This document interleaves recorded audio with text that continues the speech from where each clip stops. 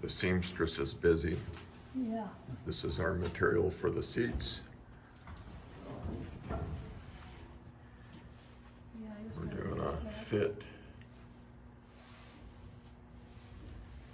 Yeah, that's gonna look pretty. I can grab the line. See, and this will come all the way out, so you won't see that.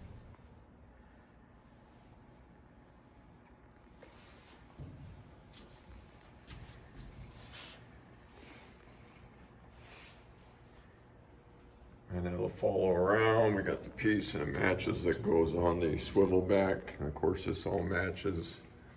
And then we'll have lay-in pieces, so when the dinette goes down, we'll have those just a double.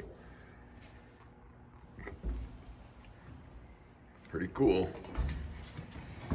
Nice material. This is gonna get adjusted because this will come up here and just sit, and then I'll put a runner of wood across that'll come over just a bit and over this way as a trim, and it'll be screwed down to hold this piece, and that'll hold it from sliding down. And then I'll have a wood runner down here and then one on the edge along here. And I've been working on the corner cabinet. I got this piece just sitting here ready to tack in, and then I'll fill in a few spaces here and there, and finished cutting holes and welding out the aft console, and then the upper area for the overhead 9-inch Ray Marine screen. This is a weatherproof USB plug-in for charging. That's feed into the upper shelf, which is where we're going to be able to have our emergency radio and handheld flashlight charging. I'll have a terminal strip in here power will come up. This is my raceway for the Ray Marine and the power. This is for the Optimus joystick. 360 steering wheel, kill switch. This is the throttles for the Suzuki's, the on-off stations, tilt for trolling.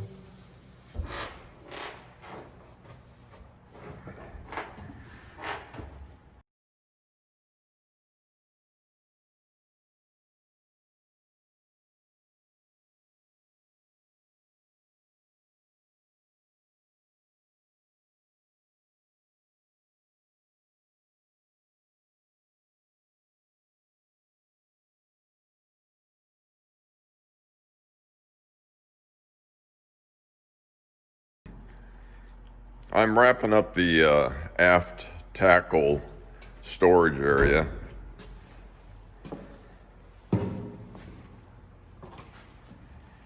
So finishing the aft end, this will get trimmed out with this same extrusion, and we'll pretty this all up, put a piece over top the seam, one matching off the other side so it looks symmetrical.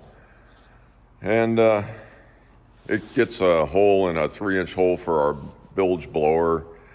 And then I got scuppers down below for this whole thing to drain. Even though it shouldn't get wet in there, but always collects moisture. I put 3 sockets in, and they're 8 inches deep. And they also have a 3/4 inch fitting in the bottom that I'll put a hose to, and they'll run out through a scupper drain. And that'll also be the fish cleaning table. This is a bleed sink, my wife's favorite spot of the boat. She loves this sink. She wants one in the house, I think. So I tapered the bottom, and it's 6 inches deep to 6.5. I got 1.5 inch weld lead on there. These were 2 pieces that were bent, extremely round cornered, and so there's a seam down the middle, and I welded them out and I ferreted it out pretty well. so it'll all look respectable. This will get a UMHW King Starboard gray plastic lid on it, but having that bleed sink there is really nice. You throw fish in there and gill them and let them bleed for a bit and die out, and then you can throw them in the box. This down here is where all my fuel filters will be, the battery hookup for the outboards, the main supply power. I got a 3-inch bilge hose, like I'm saying, coming on up, and I got to put a hole through for that. These are tackle trays. They'll just be stacked. There's, I don't know, 9 or 10 of them, depending on what size. One size is a 3-inch deep, and the other one's the 1 3/4 deep. This is just going to be a storage area, and it'll just have a door on it. But these tackle centers are the same as that one hidden back here. So lots of storage area. Finished off all my aft helm. I got all the holes knocked in. Got tie downs in there for my tanks. I think I already showed this, but there's the switchover valve. I'm gonna have, and that's up there is for a 9-inch Raymarine screen. I'm gonna have a propane line that's gonna run tee off with a valve. It's gonna run underneath, come on down, and it'll be stored inside there wrapped up. But this socket here will be also so I can put our barbecue pit on. The corner, I got 2 of them. So they're gonna serve as cleaning table / when we're parked. These are fiberglass rods. They are extremely stout, strong. So the plan is to have a canopy attach up here when we want, if it's raining and we're parked, and it'll be sloped down, and I'm gonna put a 1/4-inch stainless eye in these and just give them tension enough to pull on that canopy. So that'll keep a rain shield on here for us. I haven't cleaned out these welds yet. I gotta clean those out.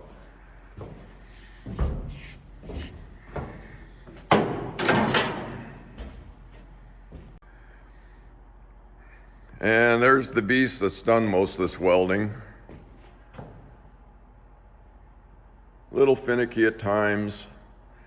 Once you get this many hours on it, you almost start to know when the faults are going to start happening. Mostly it's the tips getting clogged up from fine furs off the aluminum, you know, from the feed rolls to the tube. And then up in here, it has a tendency, well, quite a bit, to make fine fur debris get stuck. And you can start telling when it starts to altering a little bit of the weld. It's time to clean the tip, change the tip, do something else.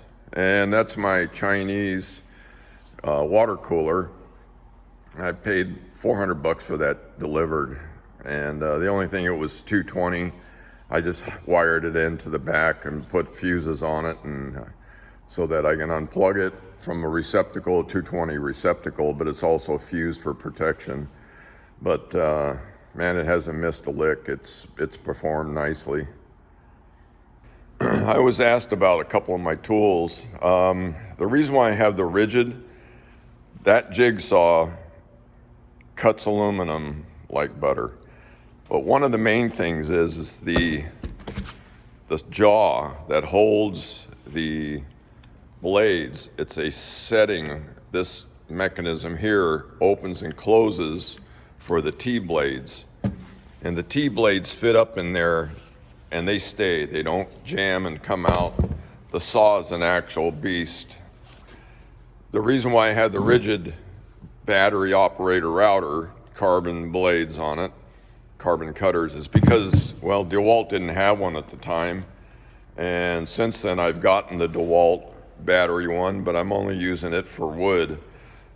But I use this to make bevels, roundovers. Just use a carbide tip.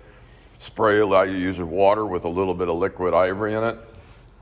You can see sitting up there. There's one over yonder there. So I just mix it with a little water and ivory liquid, and man, it just, you know, gets after it. The other thing I was asked was about the Eastwood, and I'm not plugging tools to go by, but I'm just telling you what I've used. My buddy Kevin turned me on to this.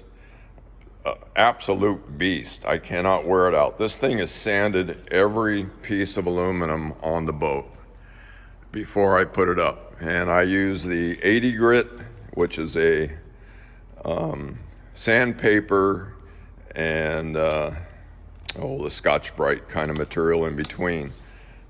Absolutely, if you want clean aluminum, use it.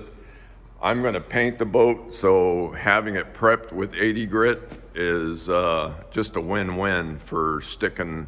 Even though I'm going to acid etch it still, it's only way to go. The other thing, I have a lot of battery-operated tools. I've burnt up one of the 18-volt units, but you know, I've been stacking these 20s on them with this adapter. So making some of my older tools work, but using the flex volt on almost everything I can. And you know, these tools nowadays are the only way to go. This saw, the flex volt saw, I think that's my 6th blade, a Freud blade 60 tooth carbide. I've cut everything with this saw. I tried one day, I grabbed my 120 volt, put it back on the shelf immediately. This thing here has cut everything, 1/4 inch, 3/8 inch. I've even cut 1/2 inch with it and just have somebody spray as I'm cutting, spray the water, ivory water mixture. I rigged up this custom little battery light holder. It's actually made for a hard hat, but put that on there so I can see the back side of the line real good. Absolute beast.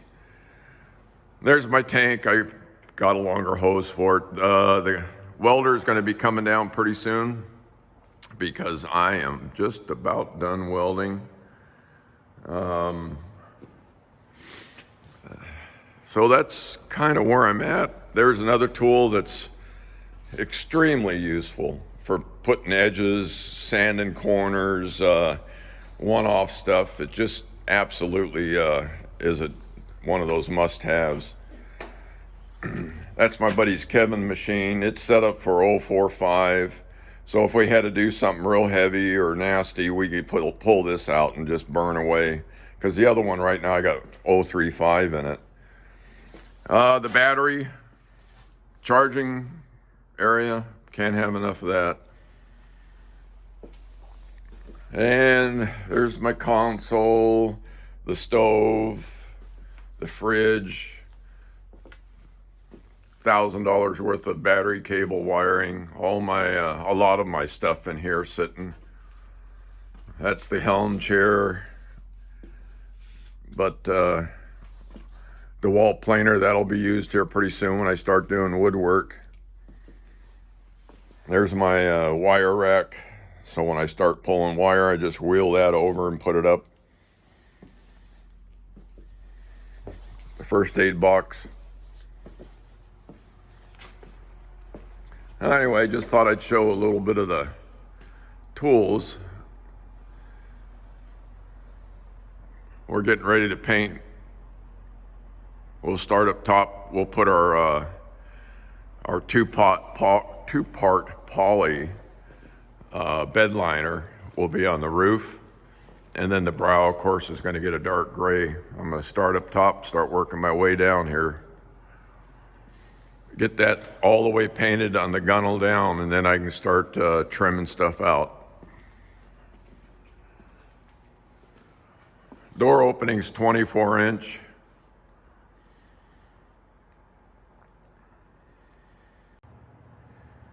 I thought I'd show a video after I did a little cleanup without all the fun tools and stuff in the way.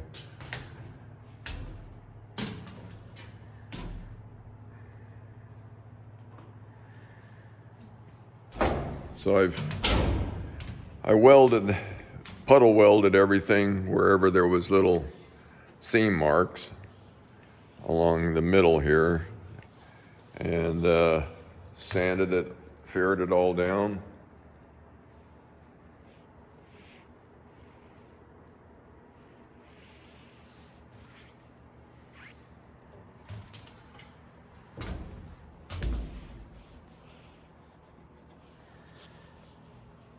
And that drain will run down through that big opening, and then it'll have a through hole just out the side, down underneath. It'll have 1.5 inches, 1.25 inches. Everything cleaned up. I spent 3 hours on it, cleaning everything.